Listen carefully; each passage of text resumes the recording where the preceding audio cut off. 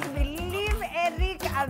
Let me tell you, I thought these were pictures online. Yeah, I thought these were lies. I thought this was Photoshop. I thought this was like some marketing gimmick for Lato milk. There's nothing I did not think was going on. Did you really think that Eric alikuwa ameadmit hivi? Kwa sababu tumetoa mbali na Eric yani. Sema nilikuwa na wewe ngapi? Chachi live. 47 kg. 47 kgs. Eric hebu fanya hivi. Wala hata siamini. Lazima fanya sauti. Hello, jichote. Jichote. Hey, Buddha, ni nini? Ni nini Buddha? Iko nini? Hey, Buddha, what do you mean? Hey, yo camera. Yo camera. Hey. Amina, you can do this. Hey. From 47 kgs.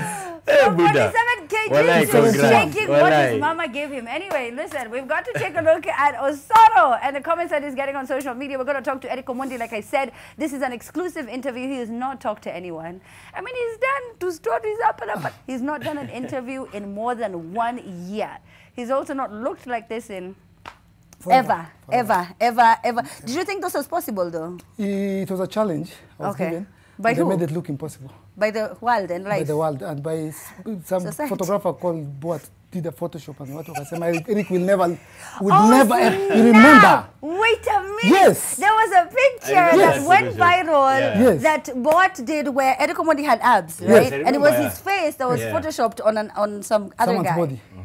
And then, it was my birthday, he wished me and said, I wish you all the things, but this is impossible. Then I was like, there. Eric, I swear to God, acha nikwambie bro, me for real nimekujua too many years. Unajua hii ujinga tunafanya ya TV saa zingine like let me tell you, I have known you for way too long. I did not believe so there's hope for Giuliani. Yes. There's hope for Ndenga, my producer. Yes. There's hope for DJ Soxy. Soxy, I'm not sure. Soxy, I'm not sure. Soxy, kidogo. And he got married na bado akuona. But I'm not there yet. Yeah. Let's talk in November next year, September next year. Next year. This is just this kindergarten. Into ni nursery ni A E O U. Oh. Into ni 1 mpaka 10. Is that my A E O U? Eric is hey, naza piga mtu wale. Naza piga mtu. Calligraph. Bien, hebu waite wote. Tumbo kubwa. Buddha. Sasa mtukana kwa TV, sio? Mtukane, unataka kusema? Mafuta, you know that guy has a big kitambia. Have you seen Calligraph? Ushaona ametoa nguo since February. Have you seen Calligraph like this? Because he has a no. He has a huge kitambia. I have never seen Calligraph actually without a shirt. That's very true. That's so true. Wait, why were you seeing him without a shirt? Yeah, backstage. So I didn't know it was him. So I was passing, I was like, boss. For instance, you're like, excuse me. Wewe mwenye tumbo kubwa. Wewe mwenye tumbo kubwa. Then he was like, hey, what's up, G? I'm like, oh! Calligraph! What's up, man? I You see, this confidence, this is a national, I dare him tomorrow, he can't. You see, the last time I went to the gym, he didn't need true story. He's my neighbor. But sasa I'm snitching. Last time alikuwa gym, he's been really busy by the way. Amekuwa kitoa ngoma after ngoma. So from around April, he's not been hitting the gym. So he has a big body. Yeah? But he's not built. For real. Sema tu. Katumbo. Eric, you're really Katumbo dance. Katumbo dance. Katumbo dance. Calligraph. Katumbo. Hey. Kanono. Hi. Anyway, Eric Omondi is going to be talking to us. He's going to be answering all of your questions. So the ladies, can I say gents? Just the ladies, yeah? Because sababu pia kuna, unajua you also have an alter ego. Yes. Oh yeah. Mwenye. Nushanela Divalicious. Also Divalicious ameweza kuchoma. Because unajua hizi hizo dress na umeunga. Bro, inatesa kidogo. Na si in a good way. So I just wanted to tell you as your friend. Sijui Divalicious anakaja akiona muscles. It's just, I don't know. It doesn't make any sense. But listen, to all of the ladies, tonight for the first time, we do this a few times in the year. We're going to open up our phone lines. Eric Omondi akilike sauti yako kwa sababu kuna kakiru kana come through. We'll see what can happen. So find out what that is right when we start talking to Eric. Right now, Osoro, meme challenge iko wapi? Watu wanasema nini kule mitandaoni? Mbuyamono, Amina mbuyamono kama kawaida pale kwenye Twitter, moto imewaka, ni moto kubwa kama moto ya watu wenye wako kwa ndoa walifanya harusi last year December, sasa hivi wamegundua kimeumana. So Amina, just to remind you ya kwamba ukiona Eric Omondi yako ifo ni ya kwamba wamama wanapika maharagwe pale mtaani wamewacha magadi wanatumia baking powder. So I think hiyo ndio side effects, ni kufura. Hiyo ni kufura Amina, don't believe nini. Hiyo inaweza mpea side effects very soon. Utaona tena mwili imerudi mahali ilikuwa because hiyo ni naturally ameumbwa ifo.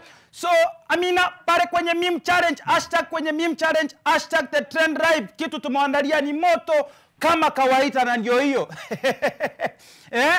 Keep the tutors coming pale kwenye Twitter. Make sure hashtag ni ile moja, hashtag ni the trend live, hashtag the meme challenge.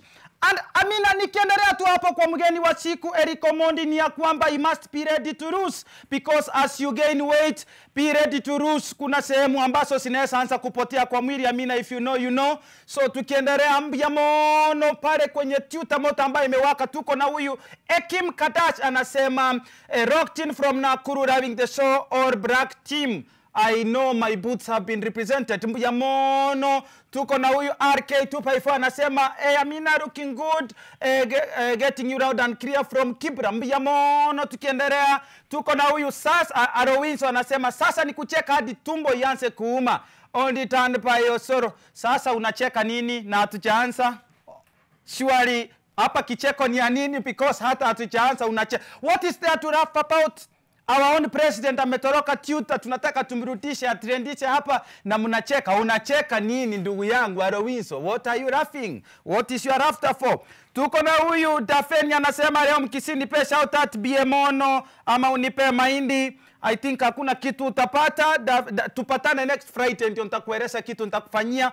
Mbuyamono, tuko na huyu Atuangoi anasema black on black at DJ the DJ. Tuko na huyu Martin Omeri anasema hi of Village Busia tuned in watching live. Kitu kama hii itakuwaje warai? So shita yangu tu ni hii picha ameambatanisha nayo, ambayo Amina msoshua umepatana na majanga kama haya kwa maisha yako, ya kwamba uko pale unajaribu kudanganywa uache shule, lakini mama yako hapo kando anakungojea aone kitu atakufanyia.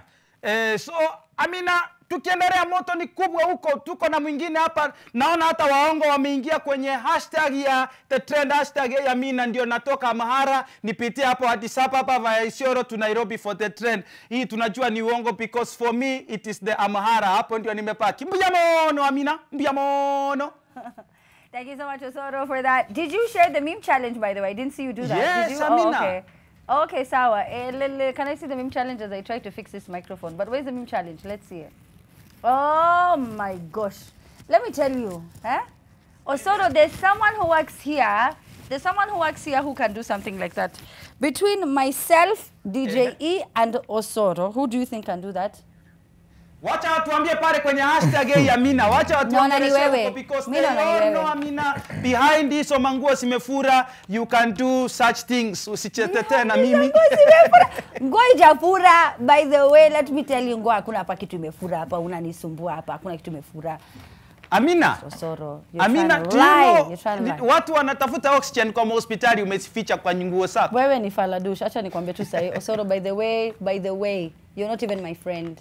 You're disinvited to everything. Hashtag. The hashtag is here at the Trend Live on Twitter. We are here though with Eric Omondi, who's not done an interview in a really, really long time.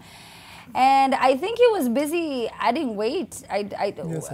You are? Ndio kama unakuwa unafanya interviews, ulikuwa busy unadishi? Unadishi for 9 months. It's you know, I hate food. Ulikuwa food for real mpaka unaona kabisa hivi. Yeah. So it's a lot of work, eating and gymming. Ulikuwa unakula?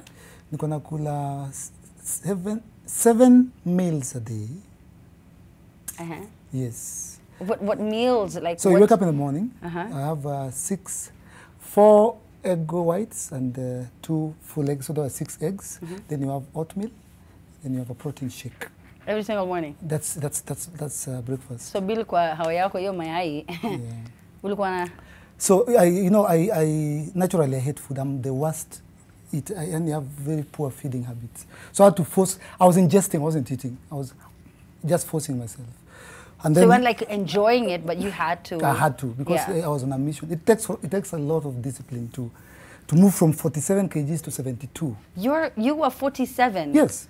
47 kgs. Yes. Like you weighed like 48, one leg of mine. Like 47 is so small. Yes. People have forgotten how tiny Eric Omondi was. We need to get those Eric Omondi images. Maggie, do we have them? As we get those images, because we need to show people how you really looked before. Yes. But there were a lot of insults that you received at that time. Yeah, and that was my brand, and I enjoyed it, and everything revolved around it. I even began a community, a society, Skinny People United, SPU, which I've since left. Well, clearly. Yeah, but it takes a lot of discipline, a lot of time. So that's why from late January, beginning Feb, I disappeared. Not really disappeared, but went Chinyamaji kidogo, just for that project, which I was there by Lato. They told me, what can you do? Yeah, that is extreme. I told them I can move from here to here, build muscle. Goodness. Eric, mpaka attitude yako imechange, hata venye unaongea imechange. Unanikumbusha chipukizi before akwe politician. Right, unakumbuka ile walikuwa akakuja hapa na kasuti kingine hapo. It was right there. Now in case you've forgotten how Eric Omondi looked like when he says he was 47 kgs, I think this video just captures Eric Omondi 1.0. Take a look. My God.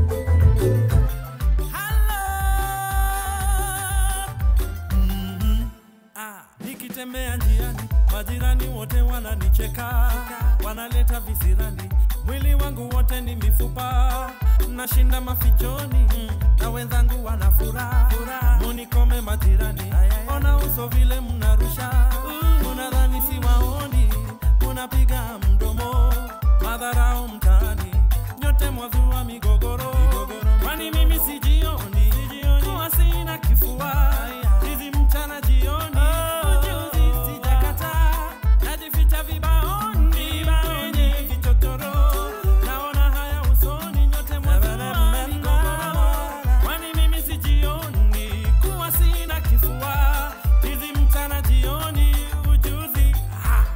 nabeba mawe, nabeba mawe, nabeba mawe, nimechoka nabeba mawe, nabeba mawe, nabeba mawe.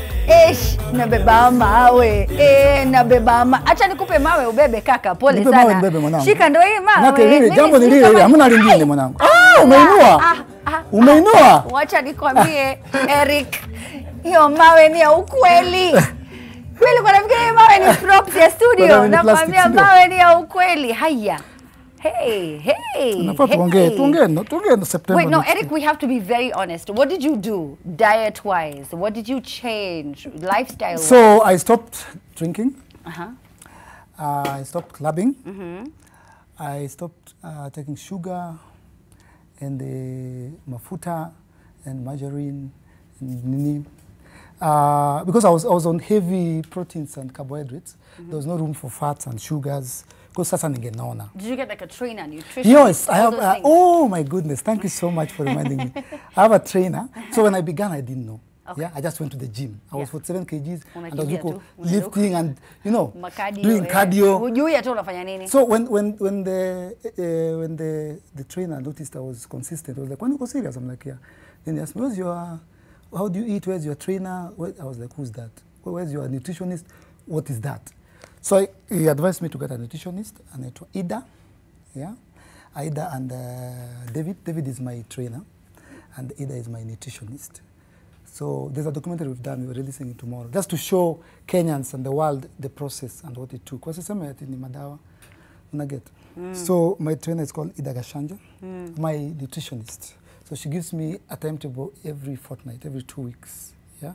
So there's the bulk timetable, there's the trim timetable. Yeah, so I had to get those 2 professionals. Eric, wewe ulikuwa unajua hii kitu ni possible. Wewe ku add weight. Do you know how many times I gave up? Yeah. Between Feb, March, and April, I was in and out. I'm like sioni muscles. You know, I gave up so many times. Ni uchungu. No. So Ulali vizuri. I was what? Nilikuwa najiuliza nafanya nini? Si nafanya tu comedy alafu what am I doing? What am I doing here? It's so painful, yeah? You're not a trainer. Yeah, you're like, where am I going with this life? What nataka nini? Yeah? I love to kill myself. Unafanya tu jokes. Yeah, anafanya tu jokes. Yeah. Yeah, but then now where I've gotten to, there's no going back. Yeah, there's no going back. So how long has this been? This has 9 been months? 8. 8 months? 8 months, yeah. 8 consistent months? Consistent months. So when did you start seeing the fruits of it all? So I started, actually, I got a trainer and a nutritionist in end of March, beginning of April. Yeah, so I started seeing results 2 months after that, around May, June. I was like, hey! And in the shower, like, wait. Nikioga even nasema, hey, yini nini? Hey! David, nimeona kabamp hapa. Unapigia msee? Nampigia. Wewe nimeona kabamp. Then when I'm jipakaing, I'm like, hey, is that?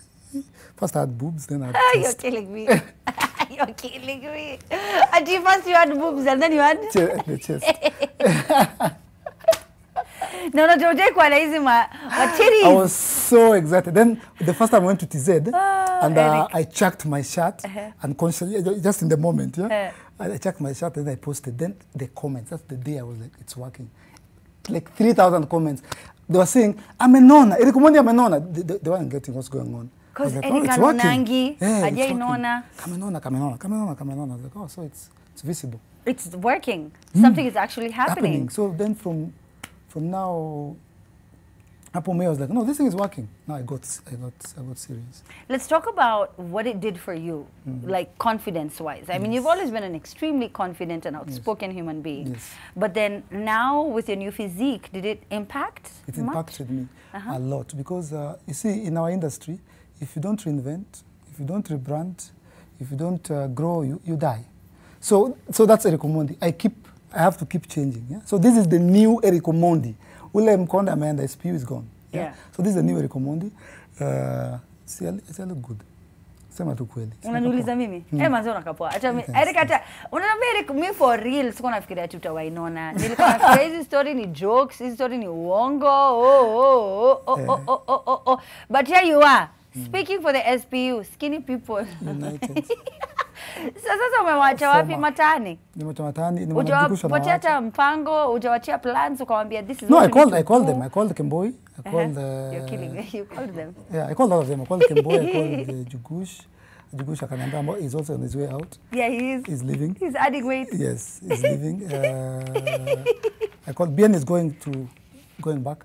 Ati Bien? Yeah. Bien is not part of SPU. He's headed that Turn up the exchange lights, program. pretty baby. I don't know what Nishike you've been watching, but Bien does not need Nishike to go was to. 6 years How ago. was Bien part of SPU?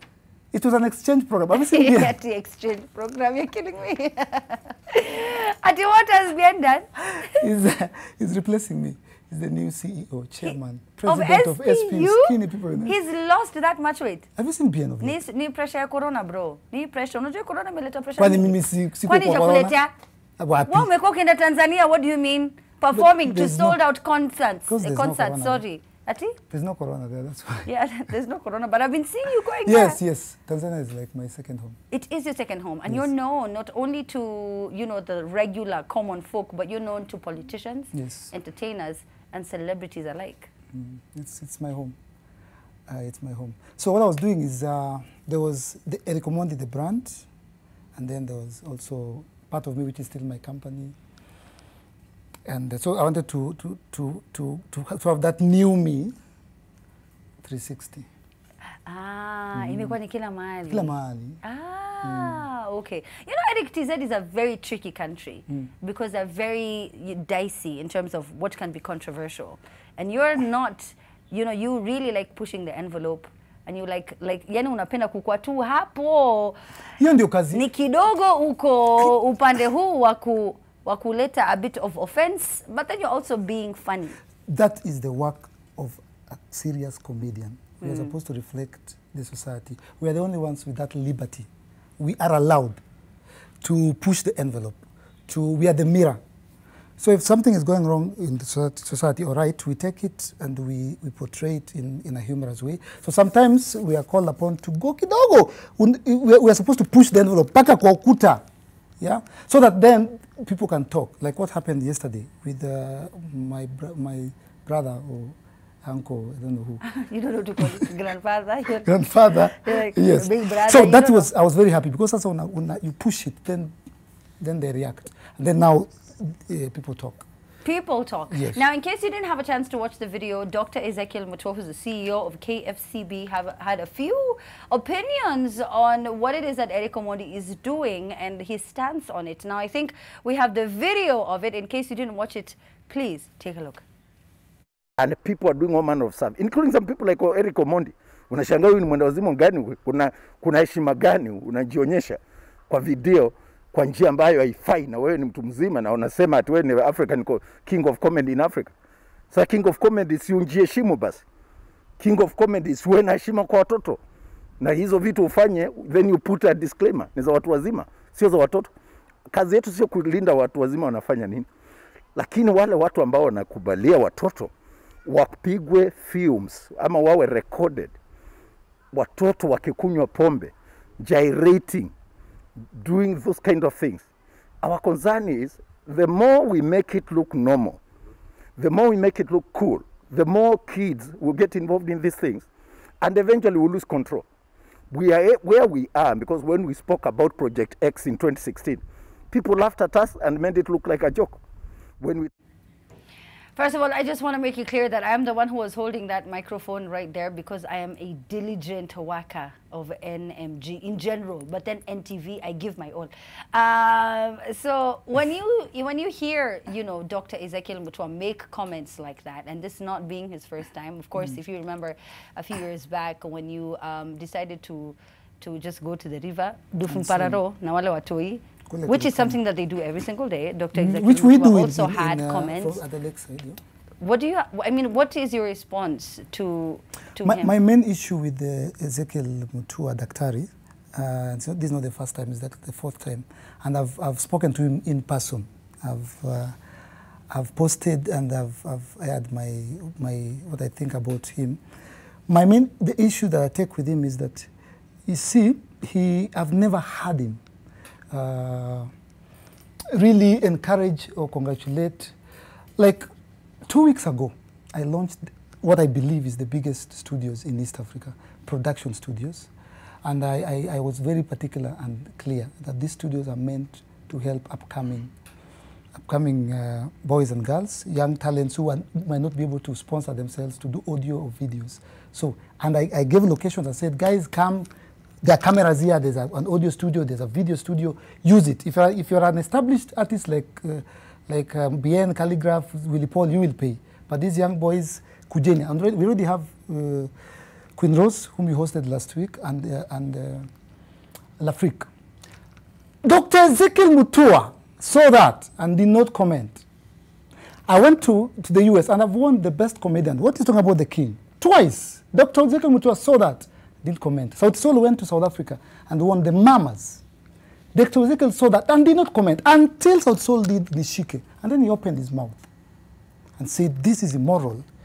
A month after Sol won the Mamas, he didn't say, congratulations, Sauti Sol, you've raised our flag. He is an attention seeker. He is a publicity stunt guy. He likes it. So I don't know whether he wants to run for office, and I'm waiting for him. Ajaribu to run for Senate. I'll blast him.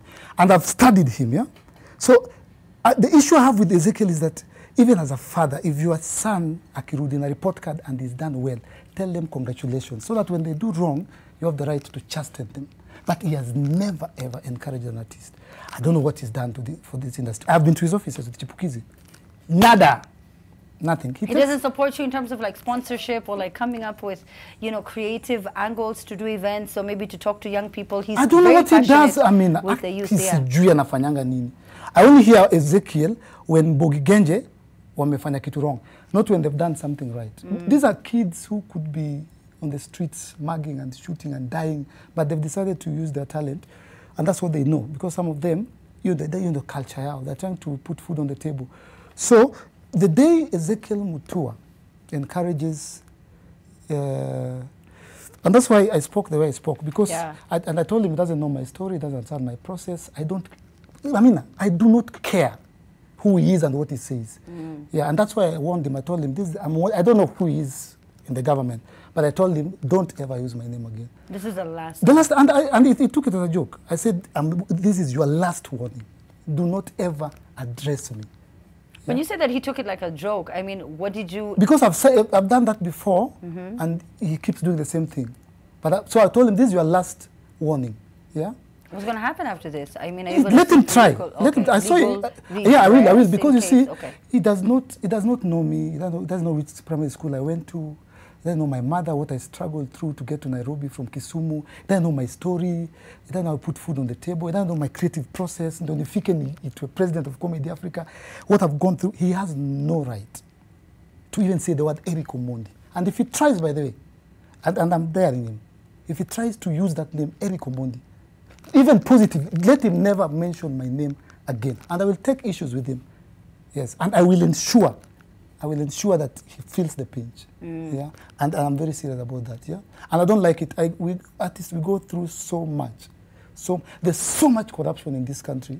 When you talk about MSK and do what, the government, I thank the president for that, the money he gave me. I got some. Yeah, I won't lie. Yeah.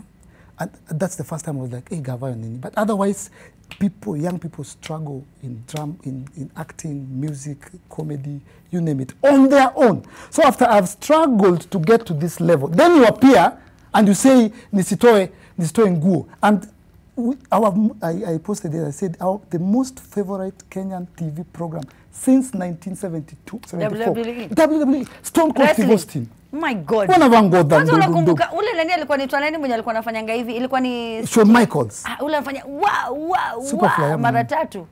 Alikuwa ni nani? Superfly. I don't even know who it used to be. And that's on KBC. Undertaker used to come in with like that sound of music, but then there was a guy, and I can't remember his name, but like every time his name was mentioned, I think it was Steve Michaels, and he would come on, Shawn Michaels, sorry, and he would come on, and he would just do like this thing. And it's the only time I remember my parents, kwa sababu hizo vitu zingine zote, soap opera, add a condom, sijui nini, kila kitu ni uncomfortable, it's so awkward. But when those wrestling guys were coming on, it's okay. It's okay. They can wear their underwear. And you see what I had was a boxer. These people have an underwear, it's called a sambusa. It's like, ni kadogo, ni kasamosa tu.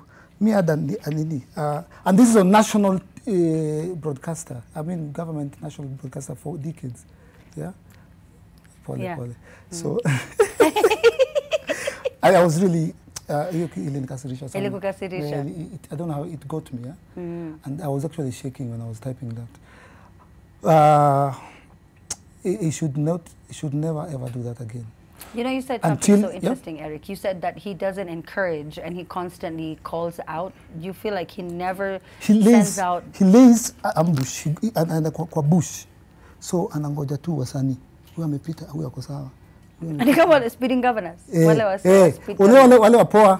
Wako na kurus juu wapi. Yeah, gotcha. You're getting? Yes. So I don't know why he does that. But me, I won't let him do that ever again. He won't use me to yes, you Cardi B, and I chase clout. Cardi, yeah. I mean, a lot of entertainers chase clout. We are allowed to do that. He's not. He's a government official. So Alfred Mutua, if you ever want me to respect you and shake your hand and we'll be friends, kuja Eric Omondi Studios, donate cameras. Yes, do something positive, encourage. Kuja hapo Ona Studios, post on your Twitter, tell young people to come and record and encourage people. Let the whole world know that kuna Eric Omondi Studios. For once. Yes. Positivity. Positivity. Let's talk about it though, Eric. Congratulations. Thank you so much. My brother, I am so proud of you. Thank you. Not only have you added weight, which is something I thought you could never do. Kwa sababu Eric anapenda kukula sana. Kila maluki anakula kumalizia unalipa bili yako salari mzima lakini anoni. And over and above that, you did something that, you know, is likened to the legendary Steve, you know, with Tyler Perry and, you know, Oprah Winfrey. And, you know, very few people have done it. And one person has done it here in Kenya, and that is you, opening a studio so that you can have young people who don't have opportunity, who don't know someone who knows someone who knows someone who knows someone. Audrey, I want to do. I mean, first of all, tell us about this studio. And I mean, how many years did it take for you to plan the launch? Because it couldn't just have happened. And where did the idea come from? So I started here at NTV. I was doing the kids program Generation 3. I was the storyteller. I used to be called a bongeta every Saturday. And in one of the biggest struggles of an upcoming comedian, mostly comedians, is equipment. That's why now today, like in a cartoon, they've become creative. They're using phones and blah, blah, blah. And even then, when she came on the show last week and she asked for equipment, she said, if anyone's watching and they want to support me, if I could get like some great cameras and editor, it would help. It was worse then because there are no phones, there are no smartphones. So you can imagine what we went through. So it has been a dream for almost 7 years, just to build a space, to create a space where young people can come, young talents can come and use. And so we have the indoor studio, the Juang studio. It's almost not as big as this. Then we have the outdoor studio, which is the Mamakaya Park, with these vintage cars. You know what Wasan is like? Oh, I saw that. Yes. Will you post ages in there? Yes. Yeah.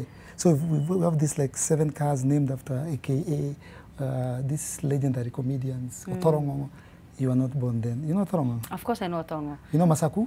I know. JB Masanduku. JB Masanduku. That is the son. I know, but like Masanduku. Oh, Masanduku's dad. Yes. It's called Masanduku. He is, right? Yes. Yeah, there's the judge, Lucy, from of course, Vioja Mahakamani. Vioja Mahakamani. There's nini. Ondiek Nyuka. Namjua kutoka Vioja. Namjua ule miwani. Ule miwani. There is Sukuma. Wait, so why did you choose, I mean, how did you choose who is going to be named after what, and why did you choose most actors? You see, and I said most countries and most governments would definitely celebrate freedom fighters. Yes. Like, you know, we celebrate politicians. Yes. They put forth for freedom, Jomo Kenyatta, Julius Nyerere, Kwame Nkrumah, Mandela. But now these are our freedom fighters in our industry. Mr. Juang, I had this story when I met him when I started doing comedy. And he was telling me we are very lucky that we actually get paid, and corporates have come in. They used to be paid transport, lunch, yeah. So they suffered. They're like our freedom fighters, our Dedan Kimathis. They suffered for some time to establish that foundation before Kena Ridiculous came in. So we need to remember them, because I don't know why there's no street in Kenya named after Mzee Ojwang, yeah. And we appreciate our politicians. We have Tomboya Street, we have Dedan Kimathi, Oginga Odinga, Uhuru Highway. But we need to give that Mzee just, he entertained people for 40 years. For so long. And you know, at the time when they were big, Eric, what is so hurtful is that they were big not only in Kenya, they were big in Uganda, in Tanzania, they were big in Nigeria. They helped, like when people were asking about the film industry, when it was popping up, Mama Kanya would tell me how they were the biggest stars and they were known all over, but then they were not celebrated. Do you know what I hate so much about our job? The most is that we get famous and we're broke. Yes. It's the worst thing in the world. I was there for the longest time. When I joined, Churchill is definitely a legend, and we've named the audio studio after him. Churchill really advised me, when you get into, like mine was too abrupt. Churchill meets me in Daystar this week. No, he met me 2 years earlier, took my number, didn't give me his number, told me to call me. So when he began this Churchill Live on MTV, he called me. Said, we are starting something, I'll need you on the 13th episode. I don't know what's going on. Then I see it on TV, and I start counting. No, I had his number, so I saved it. So 1, 2, 3. On the 8th episode, I call him, Imebaki just 4, 8, Imebaki like 5. Can I now come in the audience and just feel the atmosphere, like feel the energy and see what's happening? Like what's going on, yeah. He said, okay, come. Then he puts me up on belly. I'm like, oh, wait, so for real you were counting? So you watched every single episode? Yes. 1, 2, 3, 4, until 8? I don't know. Yeah, he told me 13th. I don't know why in Pakaleo. We come with the 13th episode. Then I started counting. I was in Daystar, counting. Then because now butterflies, I'm like, we're getting there. And he kept reminding me, I hope you're working on material, nini. And were you? Yes, I was. Okay. I had jokes from Kisumu Boys, Kondele Primary. I was You were ready. Yes, and I had done these jokes in Daystar, you know, over and over again, and I tested them and people were laughing. Madem na hizi Hey, madem wanacheka, najua hii inaweza. So he calls me and I go and I watch. But then the first time he didn't introduce me, it was Big Ted. He wanted to introduce me, but then there was a guest who had arrived. I think it was Red Sun. Like there was commotion. Yeah, commotion. The silence on stage. Big Ted, ita huyu. Big Ted said, unaitwa nani? Then I said, Omondi. That was my name. Omondi. Then he's like, Omondi. So when Big Ted called me, he was like, are you ready? That was the first time they were going to have an extra comedian apart from Churchill. So the audience was like, and the guys were like, put your hands together for Obongita. And I was like, and this thin guy walks in, and then they just pin drop silence. Stop. And I killed it. That was one of my best shows. I killed that show, and Churchill joined me on stage. And he asked me, unaitwa nani? And I said, Obongita. I said, no, what's your name? He said, Eric Omondi. Yes, that's your name. Use that. It's to me, Obongita. Oh, live on stage? Live on stage. Live on stage, when he's talking to people, he's like, Ombongita ni nani, usitumie huyo, tumia Eric Omondi. Yes. Do you remember some of the jokes he made that day? Yes. You know, people still think, I see on Twitter, people are saying that Kenyan comedians do tribal jokes. Tulitoka huko. They need to move. I've done 10 one-man shows, and there's no tribal joke in any of them, yeah? So people need to upgrade. But then we're doing a lot of tribal jokes, which I need to say today, Amina. Comedy only works when you laugh at yourself, or when you make people laugh at themselves. Then you're successful.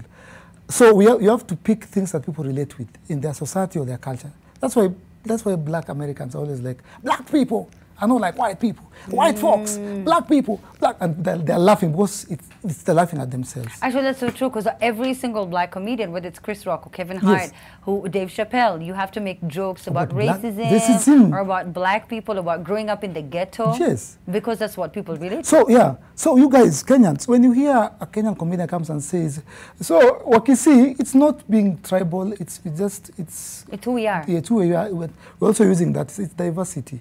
It's not the We're just celebrating our diversity and our cultures. And then we can laugh. If someone goes like, anyway, then you've achieved. If they can relate.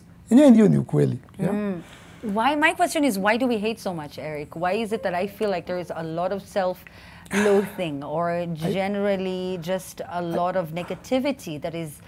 I feel... I've been here for quite some time. Not longer than some people like Nameless, but I've been here for 12 years. I think that's a long time. Yeah. And I think, I don't know what to say, it's not Kenyan, it's an African problem. I'll just say it, we don't like success. So I'm with Amina here today, and then she's going up, and then I'm happy. Sinaenda uko biti, naenda i.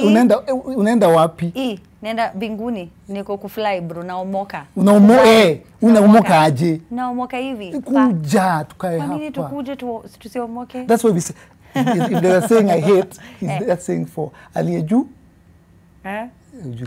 Aliyeju. Ngoje chini. That is witchcraft. Sasa hii unataka upatiwe award. Now you think we're in the Kiswahili award. Hujui. Nilikuwa najua jibu. Ngoje chini. That's witchcraft. That's witchcraft. Aliyeju mfuate huko.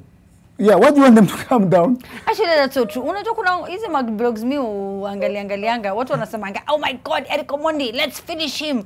I'm like, let's finish him. Why do you want to finish him? Why don't you want him to be a source of inspiration for anyone from Nyanza for your kids. or anyone who wants to get into comedy? You know, Eric, I don't know if it was the same for you. Me, when I was getting into comedy, bro, my dad couldn't even tell people I was in TV.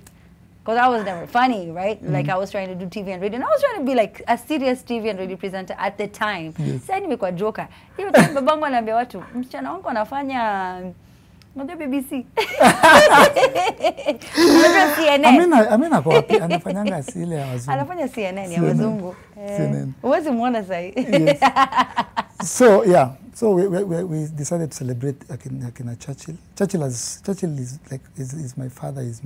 He discovered me. He mentored me, nurtured me. So we need to celebrate these people. Yeah, you should have seen the Tanzanian media.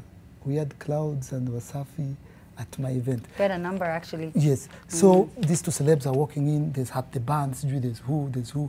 Then this chick. She's a presenter. She's so Mama Kayai. I think her cameraman was controlling her, like, she's called Aziza.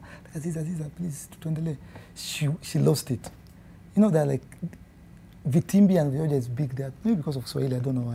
Let me explain. I think, you know, for people to understand the kind of impact that Vitimbi and Vioja Mahakamani had in the Tanzanian and the Ugandan film industry is that when they used to perform, Huyo Mzee Ojwang na Mama Kayai na Lucy the Judge and everyone else, they used to perform in stadiums, Eric. They didn't perform in like auditoriums. They didn't perform in like halls. They performed in stadiums before social media, before any form of advertising.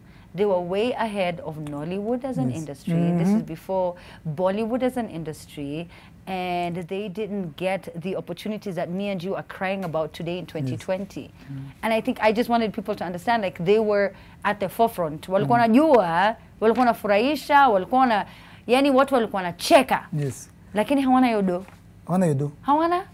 Mpaka sasa Mama Kayai anazusha anasema, I don't have that money. Yes. And she's a big star, she's an icon, a legend, a living legend who should get her flowers today. She doesn't have the money. Lazima pande nduthi, ama matatu, ama siyuine kuja kukuona. That's not right. If I had the power, I would take care of those people. Just basics. And naishi wapi anakula nini. As in, they deserve packages, lifelong packages, just to ensure that wako sawa. As in, you see, the same way we do with the families of our freedom fighters and stuff like that. I think, and they're not many. They're not many. They're not many. Yeah. But today, I advise comedians in this generation. I feel like we do not have an excuse to be broke. I know this is going to sound controversial, but like when I began, I told you mine was very abrupt. Yeah, like when I went on the 13th episode, I did a skit on Obama, then I did a skit on Wahoo. That's why I got this hair. You know, when Wahoo had this hair, then I still remember those things. Then I just blew up, in 3 weeks. I did have money. So I was extremely famous and extremely broke. So I get a matatu and people are like, well, not to record. They think I'm shooting something because what are you doing in a matatu? You should be the Mercedes. Yes. But then I realized that we live in times whereby there are opportunities, corporates wameingia ndani. There's money in the industry if you are wise enough. Yeah, you know. So I advise my young brothers to, because there's money, there's some money. There's some money. Yes. And save. No one tells you to save. Don't get into drugs. Don't get into anything else that people are doing, because a lot of people are consuming a lot of things and they never tell you, and you never know until wewe ndo unakuwa ule mse mwenye uwezi lipa rent, sijui zifanya nini. But you know, right now, Eric, you are looking for a partner. Are you looking for a partner, or is this partner thing forced on you? Because mimi niliona Simon Kabwa akisema unafaa utafute bibi, ukasema actually I do. Yeah, and I'm looking for. You see, I can't wait for the wedding. Hey? So that Kenyans... What do you mean the wedding? There's a wedding planned? I'm looking for a wife. There will be a wedding. There will be an actual wedding. There will be a marriage and a honeymoon. There will be kids born. I'm so there will be kids after the wedding? After the marriage. Okay, Sama Ivo. Yes, after the marriage. So this is... I can't wait for that day so that Kenyans go like, wait, kwani nilikuwa serious? Because no one is taking me serious. Aki Eric, unajua unakuanga unapenda kuchekesha watu sana. Unakuanga mtu ngoja wa inaitwa ni mzaha sana, si ndio? Ni wewe. Nakwambia Eric, even me as your friend who knows you off camera, it is so hard to determine discern when Eric is serious and when Eric is joking. Even I can't tell. So this is something that you're serious about? Yes, I am. 29th of December. 26th. Wait, 26th. So you have a date? So what we are doing is we will have the winner. Amina will be chosen by Kenyans. For real. What do you mean by Kenyans? Si wende utalala na utaishi na huyu mtu utalala. Dalala na DJ. wende utaishi na huyu mtu for a long time. Yes. You can't let Kenyans decide. This is what's going to happen. What's going to happen? So we've received numerous applications in their thousands. So this is not what you thought was going to happen. Yes. You didn't think you were going to get thousands so of even I, as a entries. comedian, I wasn't sure how serious this was. But initially, I really wanted it to be that way because no one has ever done that. Remember Kitambo? Kitambo in the African traditional cultural setting. Wives, men, walikuwa wanatafutiwa mabibi. Kitambo. So I said no one has done it. I'm going to be the first East African or African, whatever I want to call it, celebrity or whatever we are called, yeah? That a whole nation of 47 million people walichukua bibi wakampatia. I'm serious about this. Oh, wewe unaiona kana kwamba yani it's African tradition. Watu wamekusaidia. Wenye wanakujua wakaona huyo msichana na principles na nini na nini anakufaa. Sasa ile kile kitafanyika tumechagua 15. We have already chosen 15 out of these thousands. Then we have judges. You should be one of them. I should be one of them. To be honest, I should be, kwa sababu nakujua. Me nitasema the real thing. I'll be like, in fact, I've even dropped my paper. Now all of a sudden I'm like, I don't need this paper for the interview. But I know what kind of woman Eric will want. Eric wants a party going, party loving. Nakwambia kule kwa bedroom, Eric wants you to be adventurous. So me, I'll know what to choose. You have to be dramatic. You have to be unpredictable. Send you Eric. Sana. Your direction. But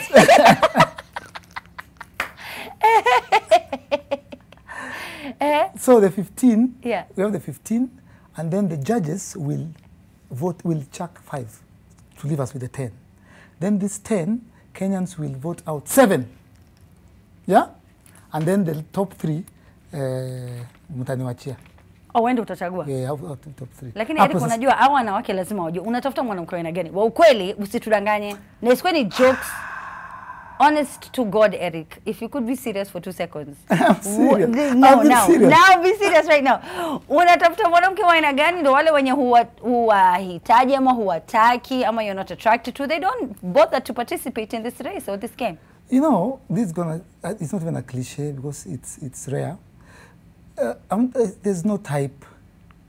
Okay. Yeah, there's no type. I don't. So you're just like looking for a chick you will connect with? Yes, thank you. Because I don't want to say that I have a type and then I surprise myself. Like, okay. You're killing me. So hauna type wewe? At this point. At this point, I generally usually don't have a type. I usually do, but at this point, I'm leaving an open. Oh, you're open mind. Yeah. Okay, what's your type usually? What's your type usually? Wait, I'm in the middle of a competition. Sitaki watu waanze kusema hiyo Eric amesema sio mimi, sitatuma video yangu. Okay, so we do have a number of those videos. We have a number of those videos. If we could play some of them, please, let's do that right now. We as Kenyans need to help our good brother, our good friend Eric Omondi, who's in need. He's helped us in time of grief, sadness, when you're feeling low. He's made you laugh, he's made you smile, he's put a smile on your face, and now I think it's time for us to make sure that we put a smile on his face and a ring on his finger. These are some of the women and men who said, tunataka kuwa Mr. or Mrs. Omondi. Take a look. Hi, my name is Emma. I'm 25 years old. I'm a Luo by tribe. I'm a Christian and a God-fearing person. I'm good in handling both bad and good news and also disappointments because there are a lot of them in this life. I know we can make a good and a great couples together and we can get along very good. I'll give you your room to continue to pursue your career goals and dreams and help you to achieve them. I'm good in getting along with the people and I'm good in making friends, and I'm ready to get along with your friends and relatives those that you love and cherish the most. I don't like to spend a lot of money in harmless things, but in important things and the time and the right time and where they are needed to be placed at. And I'm good in handling anything. I'm good in cooking, in cleaning, in managing the house chores by myself. Bye. That's all. Hey, I go by the name Sharon. I'm from Malindi. Napenda Eric kwa sababu ni mtu amejituma, ni mtu ambaye anajua kazi zake. I heard that anatafuta mke na nikaona mimi nafaa kwa sababu nimempenda Eric miaka 7 iliyopita nimekuwa tu nikimcrushia Eric, so I think I can be the best wife for him because naweza pika, najua kupika, najua kuandalia mwanamume, najua mwanamume Kenya anakipenda, so I think I'm the best woman for Eric Omondi. Erico. So, unatafuta msee, ndo mimi. Look no further. Kwanza uko na qualities gani? Nijue kama tunaweza, kama unaweza kuwa hazi. Unajua si ati nini ama nini, but lazima pia mimi nijue. Ndio nijue kama tunapatana, unaelewa? Otherwise niko na qualities more by the way, is that overwhelm nikitujaiona, nikitujai feel by the way, so when you want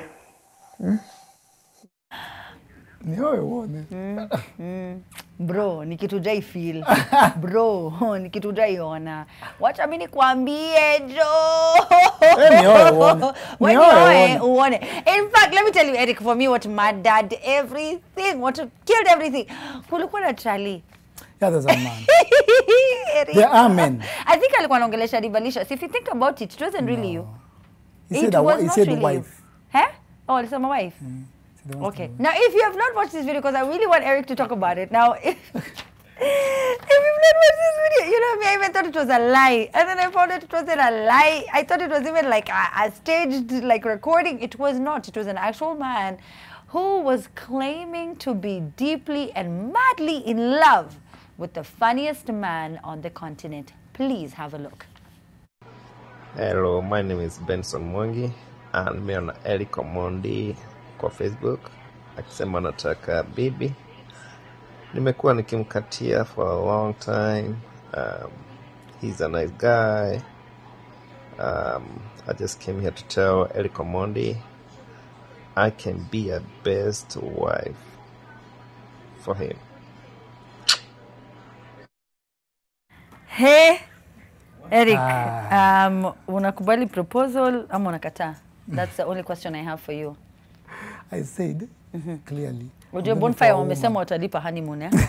Unataka ujue. Nilisema I'm looking for a woman. Oh, you did? Yeah, it was very clear. I didn't know you had to specify. Why did you have to specify? When you've been hit on by men before? You know, he just said the truth. It has happened before. Men. I was so shocked. There's so many men sending videos. Yeah. It's crazy. Me personally, I was shocked. I was like, wait, huku ni wapi? Huku ni Nairobi ama ni Kenya? I think ni kwa sababu unatuma hizo videos za Divalicious. So unaona ile juzi ulikuwa umefanya ya mall. I'm telling you, it sends a different message. Are you looking for a husband or a wife? We don't know. You're acting like both. Divalicious anakuanga msupu. Diva naweza. Oh my gosh. Diva, wachana na Diva. Diva naweza. Diva naweza. Have you been insulted because of Diva? I mean, okay. Every single time. How do you feel though? I mean, is it do you struggle to be Divalicious? No. Okay. It's an alter ego. You see, I speak to so many audiences at the same. I speak to kids, parents, fathers, but ladies are my main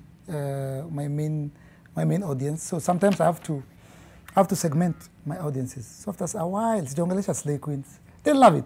When I do that, there's a segment of my audience, and I have to target, and they're the biggest. So can I Instagram yangu?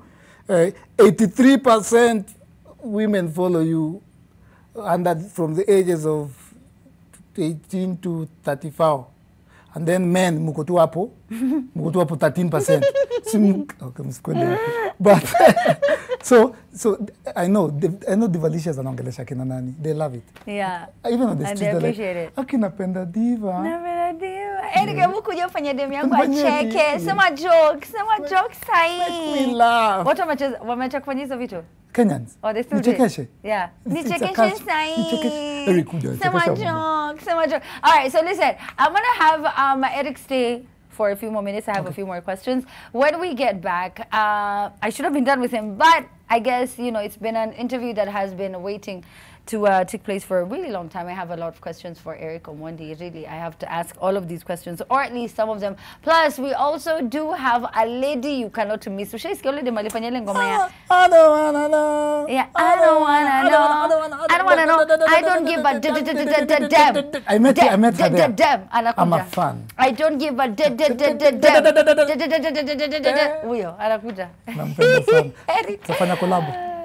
Eric Omondi after the break. Plus, we've got a fantastic guest. You don't want to miss that. All that coming up right here on The Trend, only on MTV. Na kwamba nimekubali Osoro Odem atakukeep in check, Eric. Si ndio? Ama unasoma messages gani unaona sasa? Kuna watu wananitumia nini?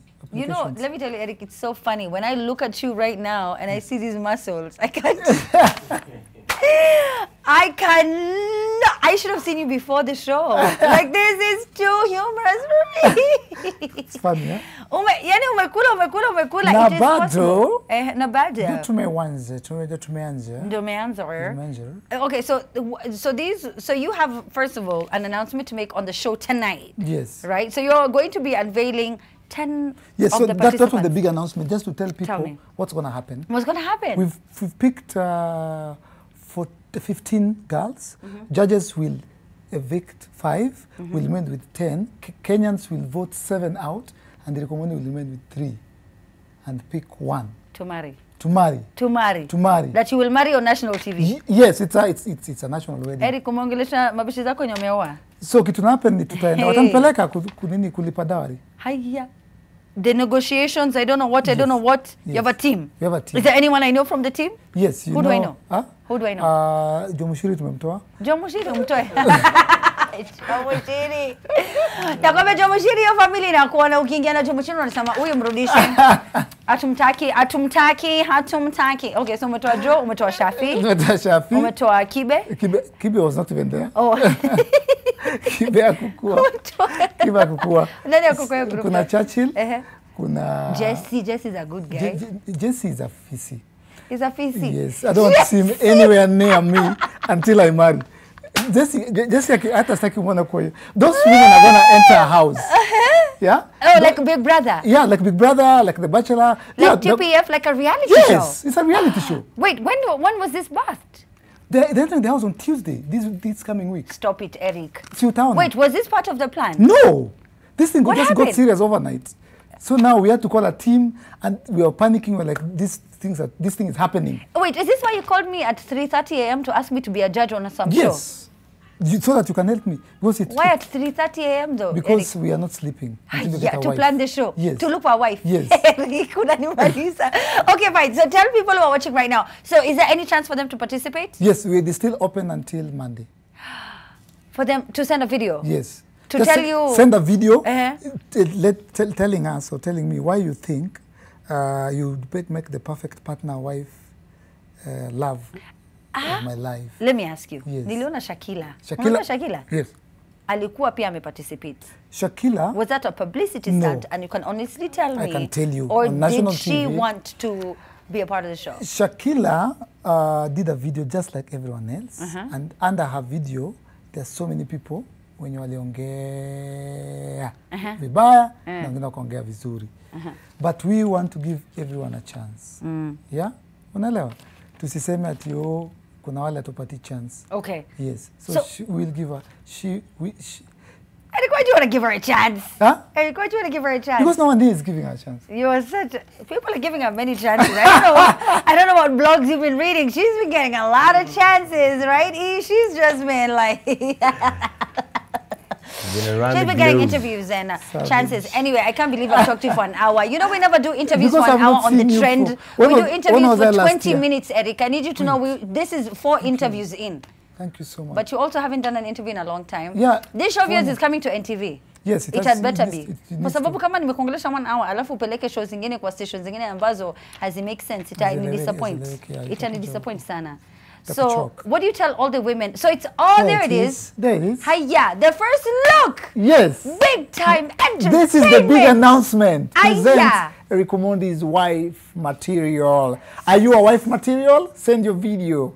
Yes. Eric, what can you do for these women? You keep asking them to send you videos. Oh, tell me what you can do for me. What I can do for What them. kind of husband do you think you can make, I'm Eric? going to be a daddy of 3 girls. A zaddy. A zaddy of 3 girls. And I'll be a zaddy to her.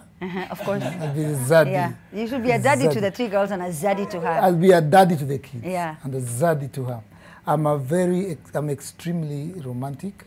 I spoil. This is what you say to yourself? No. That's what they've said before. Kuna witnesses. Oh, okay. So, when I was in a relationship. That's true. And I was just Shanti. living my life with Miss Shanti. Yeah. And the Kenyans were falling all over. I was like, no, I'm just passing through. I'm just living. Because my girlfriend is coming back. And I called the airport, I asked them, how much is a billboard? And they sent me an invoice. Wait, have you always been this romantic? Yes, it's a natural occurrence. What did you used to do back in the day, though? Back in the day when you didn't have money, what did you do to express your undying love for these women? In primary school, I gave a girl all my textbooks. For real. Yeah. Eric! In class 5. In class 5. Yeah. Hizo watu wanapanda stairs. Nilichapwa sana. Where are your books? Last week at Kiswahili haikuwa. Wapi ya maths? Wapi? And then my mom is the FBI. Ana investigate, anakuja kwa class teacher. Mpaka anazipata kwa bag ya udem. Ndio hii maandiko Eric Omondi. Alinipatia. Aliniambia ananipenda. Class 5. No dem pia alini. Okay, so what is the most romantic gesture you've ever made to a woman? The most romantic gesture? Like, was it travel? Was it like booking a plane, like a private jet? Was it booking out a restaurant? What was it? There's so many. I need to pick one. The most romantic one is was a birthday.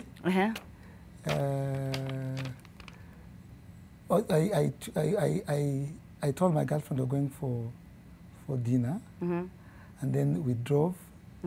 I used to live on Mombasa Road. We drove, then she saw me at the airport, and then she was like, wait. I was like, I'm picking something from someone. Then tukafika tukapark. Then I pretended I was looking for my auntie who had landed, and she didn't know what to do, and she ko huko ndani. So tukaingia international nini. So me I'm on some ghost call. Hello auntie, uko wapi? Uko wapi? Hebu patie simu. Acheni huyo mama. Acheni apite. Eric Omondi. Tukuje ndani. Ai, sasa ndani tena. Terminal 1A. Okay. Then I planned with those two, not air hostesses. Wale wanakuwa wanapeana tickets. I planned with them. Print yangu, passport zimepeanwa. Then tukaingia kwa stairs. Then until uko. Then now we are going towards the aeroplane. Huyu msichana hana manguo, hana hajabeba anything, hana toothbrush, hana anything. But me, I took her passport from the house. Tukaenda, so I'm like, sasa amekatazwa kutoka kwa ndege. Amekatazwa kutoka kwa ndege. My aunties just know what's happening, so we are panicking. So walking towards the plane kumtoa. And then no, we get to the plane. Tu watu wanaenda kutoka mpaka kwa ndege. Eric Omondi, then you get to the mlango, and then she's chapered with a ticket. She's like, New York City. New York City. Eric, you're the reason I married a Luo man. Liar. This doesn't even happen. We don't go to New York. Okay? We don't go to New York. We go to Kiambu. Okay? We go to Kiambu. We go to Kino. Githurai tunasamba. New York. New York. I don't have clothes. What's happening? Oh my God! What will I do? Oh my God! Eric! Brand new show, Wife Material. If you think you've got what it takes to be the future Mrs. Eric Omondi and get surprised by trips taking you to New York City, London, Cape Town, London, or every other city in the world, this is a man who can do that. Make sure that you check out the brand new show. Make sure that you follow him to find out where the show will be airing, which most likely will be here at NTV. Eric, why did you wait a year to do any kind of interview, to talk to your fans, to give them this kind of address that you're giving me right now on the trend? Because they would have noticed I'm changing. Yeah. And I didn't want that. I was trying to surprise Kenyans. So I was bulking. So, and I was also building the studios. Yeah. So, nataka kunini. Kuna time bro, nikupe bra yangu. Unaoneka. Unanifikia hapo kifua kidogo. Zito. Mbona unafanya hivi? Mbona unafanya hivi? Hivyo ndo tunakanga. Eric Omondi, exclusively on The Trend, my very good friend. He will not be going anywhere. He's going to be coming back on this show very soon. Eric, what do you have to say to your fans? Thank you guys for supporting me for 12 years now. I promise to keep making you laugh and entertaining you. Now I'm an entertainer, not just a comedian. He's not just an entertainer, he's lying, he's an employer. Yes. Okay, he's an employer who's very passionate about young people, and not only young people, but creatives in this industry. And I know that you see him laughing and making jokes so many times that you don't take him seriously enough. Eric is one of the few people who will tell you everything you need to know about the business through and through without expecting anything in return. I wish my very good friend, the president of comedy on the continent, Eric Omondi, all the best. And congratulations on your brand new show, Wife Material, as you look for a wife. Yes, wife. Okay. And you'll Kenyans, they'll fund the wedding. They'll fund the wedding? You're such a Kenyan. You're a politician or what? Why do you want us to fund your wedding? You're a celebrity, making a lot of money. So the ones who gave me the wife. You have a big studio that you've just opened with a camera. Enrico. Anyway, let's take a break. When we get back, I don't give a damn. I don't give a damn. Hiya. Unajua ngoma? Ako hapa. Hebu kuja usalimiane. Let's take a break. I saw her. We're going to be back. I don't give a damn. I don't give a damn. I don't give a damn. I don't give a damn. I don't give a damn. We're going to be back. You're watching The Trend. I don't give a damn.